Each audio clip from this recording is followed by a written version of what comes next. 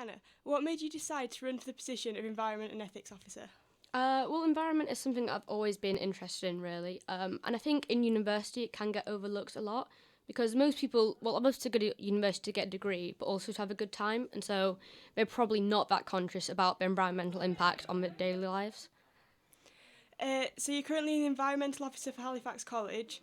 What have you achieved in this role, and what do you think this experience, how do you think this experience will help you if you were to be elected? Well, I've only been elected as Environment Officer for Halifax for a couple of months. I've not had a chance to do a whole lot, but the main thing that I'm working on now is a Halifax allotment plot. So there's a plot of land on Halifax we're turning into allotment, so we'll grow fruit and vegetables for any students to, come and pick if they want. And we're trying to encourage more people to grow in there, like from outside Halifax as well. So ideally, I'd be able to expand that to the rest of university. So then your time as Environmental Officer, what other experience do you have, do you think, that will support you in the role? Well, I've been in touch with Student Switch Off quite a lot, who would help me a lot in this position, because they're all about trying to improve students' recycling efforts. So that would definitely aid me. And also, electricity and heating usage, trying to reduce that as well. So then a major policy of yours is to reduce food waste on campus. Please can you tell me a bit about sort of the methods you would use to achieve this, and then how would you go about implementing them? Yeah, definitely. Well, the main thing that I think is a real waste that could be fixed is a lot of the campus bars, for example, like the cafe in the university library. At the end of the day, if there's unsold food, they'd probably just throw that away or something.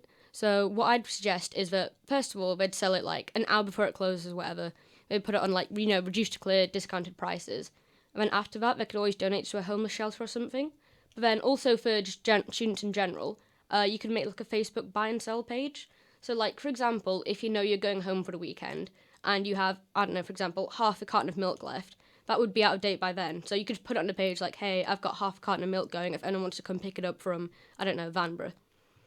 So would you plan about implementing that just in or UC sort of bars, or would that be in the James College Cafe as well? Yeah, ideally it'd be all just USU licensed bars and restaurants, but I'd have to speak to, the people involved to see how feasible that'd actually be. And then you said that if you were elected, you would remove all polystyrene containers from campus food outlets and reduce the use of disposable cups. So how would you respond to people who would argue that this would be impractical, and how would you ensure its success?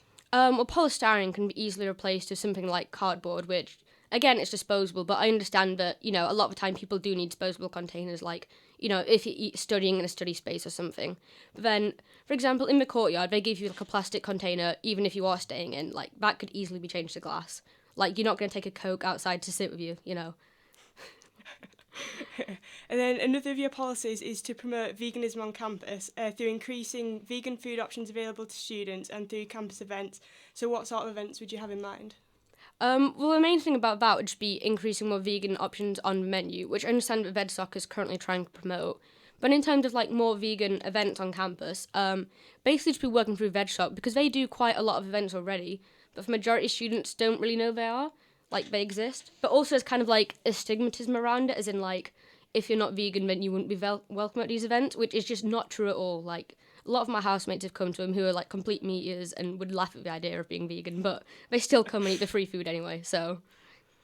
And so what do you think the previous Environment and Ethics Officers did well, and what, if anything, would you have done differently?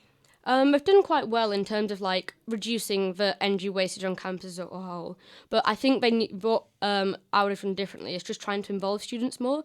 So although they've campaigned really well, more just sort of general student involvement needs to be done. So that's, creating events and things to get people more aware. And why do you think you are suited to the role of Environment and Ethics Officer? Just because I've had quite a lot of past experience in it, through the Student Switch Off and Halifax Environmental Officer. I'm just generally really passionate about it, and I just would really enjoy doing it, yeah. And then finally, you say you collect rare cans of Fanta. Yeah. Can you tell me what constitutes a rare can of Fanta and how's the collection going? Yeah, it's going pretty well. I've got, I want to say 15 plus. I mean, rare is basically any flavour you wouldn't find on the Isle of Tesco, sorry. So, for example, there's lemon Fanta. Lemon's pretty obvious, but pineapple, mango, passion fruit. It's pineapple Fanta? Yeah. And they do it in Spain, but they also do it in, American supermarkets. So. Very nice. Well, thank you for joining us. Okay, thanks a lot.